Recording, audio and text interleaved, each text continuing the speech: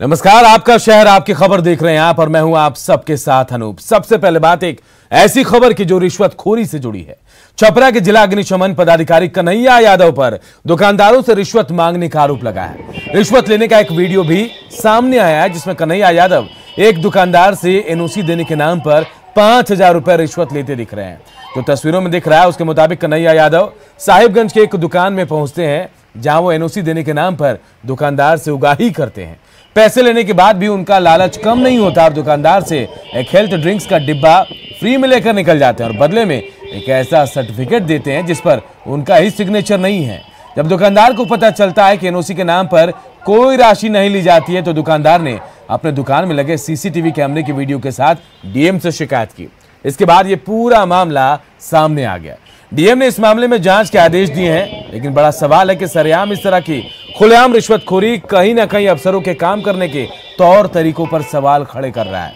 अग्निशमन विभाग में भ्रष्टाचार का ये कोई नया मामला नहीं है, पहले भी यहाँ कई मामले सामने आए। हालांकि पहला मौका है जब कोई दुकानदार वीडियो के साथ जिला प्रशासन के पास शिकायत के लिए पहुंचा। इसके बाद डीएम ने मामले की गंभीरता को देखते हुए एसपी को जांच का जिम्मा सौंपा है। इस बारे में जब न्यूज 18 ने कन्हैया यादव से बातचीत करने की कोशिश की तो उन्होंने कैमरे पर कुछ भी कहने से इनकार कर दिया। हालांकि उन्होंने इतना जरूर कहा कि मेंटेनेंस के लिए उन्होंने कुछ पैसे जरूर लिए होंगे। अग्निशमन के पदाधिकारी उन्होंने कहा कि आपको एनओसी लेना पड़ेगा। हमने कहा हमको तो कुछ पता है नहीं, तो उन्होंने कहा कि नहीं आपको एनओसी लेना पड़ेगा और आए अपना चुपचाप काटे और अपना जो रिसीट दिए उस पर दस्तखत भी नहीं किए और 5,000 रुपये उसके एवज में हमसे लिए। और जब मैं पैसा दे रहा था तो बोले नहीं इसको लिफाफा में दीजिए।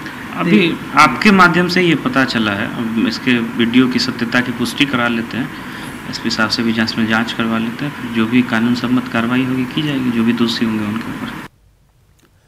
और बात बिहार में होने वाले चुनाव की, तो 4 महीने बाद बिहार में चुनाव है, लिहाजा तैयारियों को लेकर चुनाव आयोग ने कमर भी कस ली है। पटना में चुनाव आयोग की राजनीतिक पार्टियों के साथ आज अहम बैठक हुई। इसमें विधानसभा चुनाव की तैयारियों के साथ सियासी पार्टियों के प्रमुख नेताओं के साथ विचार विमर्श किया गया। इसमें सभी दलों ने अपने अपने हिसाब से चुनाव आयोग के सामने अपनी मांगे रखी। सर्वदलीय बैठक में जेडीयू ने जहां एक फेज में चुनाव कराने की मांग की तो वहीं विपक्षी आरजेडी ने आयोग की विश्वसनीयता पर ही सवाल खड़े कर दिए। हम लोगों ने मांग किया है कि बिहार में एक फेज में चुनाव होना चाहिए, क्योंकि आज की तारीख में सिर्फ बिहार में चुनाव हो रहा है और पूरे देश का पैरामिलिट्री फोर्स जो कई राज्यों में जाता था आज फ्री है। कराइए ताकि चुनाव का जो बोझ रहता है उम्मीदवारों के ऊपर 5 फेज 6 फेज का वो समाप्त हो जाए। अब टीवी पर जो आज बोल रहे हैं, हाथ में उनकी टीवी है, ये बड़े बड़े स्क्रीनों पर लगा करके ये बात कर रहे हैं, ये धनवान हैं और उनके साथ खरबपति लोग हैं। हम लोग के पास एक जबान है और गरीबों को आवाज़ सुनाने की एक ताकत है और गरीबों को सुनने की इच्छा है। आप रोकोगे किसी चीज़ के नाम पर? ख्याल कर लीजिए, आयोग का यही कुछ नहीं कहना है। आयोग अफसोस, हम लोग मशीनों के बारे में कहते रहे, हम लोग बाद में बात करेंगे। कहीं ना कहीं आयोग अपनी विश्वसनीयता खोता चला जा रहा है और इस काम को उसने किया तो भारत का डेमोक्रेसी, भारत का लोकतंत्र खतरे में है और चुनाव संवैधानिक संस्था अपनी जिम्मेवारियों के बोध के साथ जनता के इंटरेस्ट का सलूशन नहीं निकाल करके केवल व्यापारियों के हाथ में पूरी सत्ता देना चाहते हैं। हम लोग को सख्त एतराज है। और आइए जानते हैं कि चुनाव आयोग की सर्वदलीय बैठक में क्या बड़ी बातें निकलकर सामने आई। कोरोना काल में चुनाव प्रचार को लेकर बड़ी चर्चा हुई सर्वदलीय बैठक में। और देखिए, जेडीयू ने एक फेज में यहां मतदान की मांग की है, तो वहीं आरजेडी की बात करें तो आरजेडी ने चुनाव आयोग पर ही सवाल उठा दिया है। आरजेडी ने डिजिटल रैली पर रोक लगाने की मांग की है चुनाव आयोग से। वोटर कार्ड और मतदान केंद्र का भी मामला आज बैठक में उठा। निर्वाचन आयोग तय करे कि रैलियां कैसे हो, यह जेडीयू ने कहा है। डिजिटल प्लेटफॉर्म का इस्तेमाल आयोग तय करे, यह सुझाव भी जेडीयू ने दिया। डिजिटल प्रचार समेत कई बिंदुओं पर रायशुमारी भी हुई है। जेडीयू से ललन सिंह, आरसीपी सिंह, संजय झा शामिल हुए। आरजेडी से जगदानंद सिंह, आलोक मेहता शामिल हुए। बिहार विधानसभा चुनाव को देखते हुए निर्वाचन आयोग की तैयारियां जोरों पर है। सोशल डिस्टेंसिंग को देखते हुए इस बार चुनाव जहां कई मायनों में अलग होगा, सोशल डिस्टेंसिंग के सरकार के नियमों का पालन करते हुए जहां मतदान केंद्रों की संख्या पहले से अधिक होगी, वहीं बिहार में पहली बार नई ईवीएम के जरिए चुनाव कराया जाएगा। इस बार 1000 मतदाता पर एक मतदान केंद्र होगा। पहले 1400 लोगों पर एक मतदान केंद्र था। ज्यादा होने पर अतिरिक्त उपकेंद्र बनाए जाएंगे। 32,000 सहायक मतदान केंद्र बनेंगे। मतदान केंद्रों का सत्यापन पूरा हो चुका है। बिहार में पहली बार नई ईवीएम मशीन से चुनाव होगा। और देखिए, बिहार में पहली बार M3 ईवीएम मॉडल से चुनाव होना है।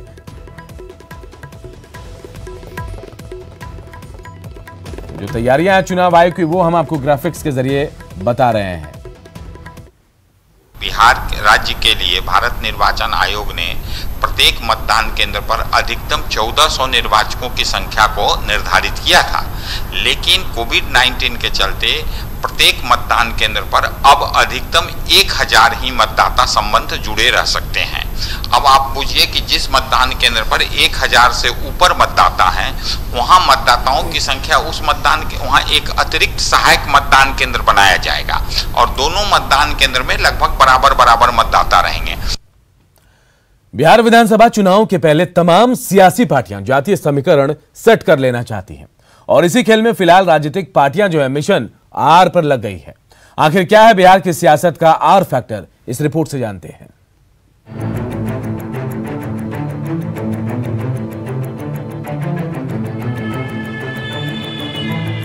बिहार की सियासत जाति के इर्द गिर्द घूमती रही है और ये ऐसा सच है जिसे झुठलाने की कोशिश भी नहीं की जा सकती। बिहार विधानसभा चुनाव में चंद महीने का वक्त है। ऐसे में तमाम पार्टियां जातिगत समीकरण साधने की कोशिशों में जुट गई है, लेकिन इस बार किसी खास जाति पर फोकस ज्यादातर पार्टियां कर रही हैं, जिसका बिहार के चुनाव में अहम रोल रहता आया है। हम बात कर रहे हैं आर फैक्टर यानी राजपूत मतदाताओं की। वैसे तो बिहार में राजपूत मतदाताओं की आबादी लगभग 6% है, जो विधानसभा की 30 से 35 सीटों पर निर्णायक है। शायद यही वजह है कि सियासी पार्टियां राजपूत मतदाताओं पर डोरे डालने में जुट गई हैं। बात सत्ताधारी पार्टी जेडीयू की करें तो पार्टी के प्रदेश अध्यक्ष वशिष्ठ नारायण सिंह राजपूत समाज से आते हैं। मंत्री जयकुमार सिंह, संजय सिंह जैसे प्रवक्ता की पार्टी में मजबूत हैसियत है। विधानसभा चुनाव से पहले जेल में बंद आनंद मोहन की रिहाई भी संभव है। खुद मुख्यमंत्री नीतीश कुमार ने आनंद मोहन की रिहाई के संकेत दिए हैं। तो वहीं विपक्षी आरजेडी के लिए भी आर फैक्टर मायने रखता है। पार्टी का प्रदेश अध्यक्ष जगदानंद सिंह को बनाया गया है। रघुवंश प्रसाद सिंह पार्टी के राष्ट्रीय उपाध्यक्ष हैं, जबकि पार्टी ने सुनील सिंह को एमएलसी का टिकट दिया है। वहीं सीमांचल के कद्दावर नेता उदय सिंह को पार्टी से जोड़ा गया है, तो बांका की पूर्व सांसद पुतुल कुमारी को भी पार्टी से जोड़ने की कोशिश है। हालांकि इसके राजपूत वोटरों पर पकड़ बनाने के लिए दोनों पार्टियां जोर लगा रही है। बात कांग्रेस की करें तो शक्ति सिंह गोहिल को बिहार कांग्रेस का प्रभारी बनाया गया है। तारिक अनवर का नाम कटने पर समीर सिंह को एमएलसी उम्मीदवार पार्टी की ओर से बनाया गया। तो वहीं बीजेपी के लिए आर फैक्टर ये है कि पार्टी बिहार से आरके सिंह को केंद्र में मंत्री बना चुकी है। पार्टी संगठन में भी राजपूतों को बेहतर प्रतिनिधित्व दिया गया है। पार्टी विधायक राणा रणधीर बिहार के सहकारिता मंत्री हैं। तो बिहार की सियासत में जातिवाद के हावी होने का ही असर है कि सियासी पार्टियां इस बार के चुनाव में राजपूत मतदाताओं पर ज्यादा फोकस कर रही हैं। वैसे मतदाताओं का आशीर्वाद किसे मिलता है, ये तो चुनाव परिणाम आने के बाद ही पता चल पाएगा। न्यूज़ 18 के लिए पटना से आनंद अमृतराज की रिपोर्ट। तो बिहार की सियासत में आर फैक्टर की एंट्री से सियासत तेज हो गई है। लिहाजा सत्ताधारी दल से लेकर विपक्षी पार्टियां अपने अपने हिसाब से राजपूत मतदाताओं को अपने पाले में करने की जुगत में हैं। शायद इसलिए एक दूसरे को बेहतर बताने की कोशिश भी हो रही है कि राजपूतों की भूमिका इस दल में हमेशा रहा है और समता पार्टी से लेकर अभी तक राजपूतों की भूमिका इस जदयू में बहुत बेहतरीन रहा है और भविष्य में भी रहेगा। तो देश की रक्षा और देश के लिए जो पार्टी सोच रही है, राष्ट्र निर्माण के लिए जो काम कर रही है, तो निश्चित रूप से राजपूत समाज भी राष्ट्र निर्माण के लिए जो पार्टी कार्य कर रही है उसके साथ खड़ी रहेगी। माननीय नरेंद्र मोदी जी के नेतृत्व में पूरे आस्था और विश्वास के साथ भारतीय जनता पार्टी को मदद करेगी। हमारे नेता विरोधी दल श्री तेजस्वी यादव जी ने बार बार कहा है आरजेडी A to Z की पार्टी है, इसीलिए हमारा सब जाति, सब समाज, सब वर्ग के लोगों का साथ है तेजस्वी यादव के। यहाँ जात की राजनीति नहीं होती है, यहाँ जमात की राजनीति होती है। कांग्रेस में आप एक लीडर का ऐसा नाम बता दीजिए जो जात के नाम पर बनाए गए हों, और इसको जात से नहीं बांधिए, इसको जमात से बांधिए। अब जरा खबर को भी समझ लेते हैं कि जातिगत फैक्टर बिहार में कितना काम करता है। बिहार में चुनावी जीत के लिए जाति बड़ा फैक्टर माना जाता है, क्योंकि जातिगत या वोटर्स ज्यादा हैं, उन पर फोकस ज्यादा है। और सबसे ज्यादा बात करें संख्या के तो ओबीसी की आबादी 51% है। वहीं सवर्णों की बात करें तो बिहार में सवर्णों की आबादी 17% है। मुस्लिम समुदाय जिसे कहा जाता है कि आरजेडी के साथ इंटैक्ट रहते हैं, ये 16.9% है। और सभी दलों के पास जातियों का अपना अपना फॉर्मूला भी है। बढ़ते आगे, बिहार के पूर्व सीएम जीतन राम मांझी की पार्टी हिंदुस्तानी आवाम मोर्चा महागठबंधन में रहेगी या फिर नहीं, इस बात पर अंतिम फैसला अब पार्टी अध्यक्ष जीतन राम मांझी करेंगे। पटना में मांझी के आवास पर हम की कोर कमेटी की बैठक हुई। नेताओं ने मांझी को ही इस बात के लिए अधिकृत कर दिया कि वो जिधर जाएंगे कार्यकर्ता उनके साथ रहेंगे। यानी अब हम आरजेडी कांग्रेस वाले गठबंधन में साथ रहेगी या अलग हो जाएगी, इस बात पर अंतिम मुहर मांझी ही लगाएंगे। कार्यकर्ताओं की तरफ से ही कहा गया कि राष्ट्रीय अध्यक्ष श्री जीतन राम मांझी जी ही अधिकृत होंगे कि महागठबंधन में रहना है या हमें महागठबंधन से बाहर जाना है। इस आज की बैठक में यह स्पष्ट तरीके से निर्णय लिया गया है कि जीतन राम मांझी जी ही अधिकृत होंगे, वो तय करेंगे कि हम महागठबंधन में रहेंगे या महागठबंधन से बाहर जाएंगे या किसी अलायंस में रहेंगे। रही बात पिछले कुछ दिनों पहले एक टीवी चैनल के बातचीत के दौरान तेजस्वी यादव जी ने कहा था कि उपेंद्र कुशवाहा जी को, जीतन राम मांझी जी को अगर कोई बातचीत करनी है तो वो हमारे प्रदेश अध्यक्ष जगदानंद सिंह जी से बातचीत करें। तो अगर बात जगदानंद सिंह जी को करना है तो हमारी पार्टी की तरफ से हमने फतवा के हमारे अध्यक्ष हैं राजन राज जी, उनको अधिकृत कर दिया है कि वो अगर बातचीत करना चाहते हैं तो वो उनसे बातचीत करें। और जरा मांझी के इस फैसले को भी समझ लेते हैं। महागठबंधन से मांझी का मोह भंग होता यहां नजर आ रहा है और मांझी लगातार कोऑर्डिनेशन कमेटी की मांग भी कर रहे हैं। बहुत पुरानी मांग है उनकी और लगातार वो कोऑर्डिनेशन कमेटी की मांग कर रहे हैं। मांझी ने महागठबंधन को एक और अल्टीमेटम दिया, लगातार अल्टीमेटम भी देते आ रहे हैं और एक और मौका महागठबंधन को मांझी की तरफ से दिया गया है। मांझी के जेडीयू में आने की अटकलें भी तेज हो गई है, यानी अपने पुराने पार्टी में वो जा सकते हैं, ऐसा माना जा रहा है। जीतन राम मांझी पहले भी एनडीए का हिस्सा रह चुके हैं, लेकिन इस वक्त जो स्थिति है उसे देखकर लग रहा है कि शायद वो बड़ा फैसला ले सकते हैं। इधर झारखंड बीजेपी में संगठनात्मक फेरबदल जल्द हो सकते हैं। प्रदेश के सभी जिलों और मंडलों में पार्टी के अहम पदों पर जिम्मेदारी तय की जानी है, लेकिन सबसे अहम सवाल है कि टीम दीपक बनाने में आखिर चलेगी तो किसकी।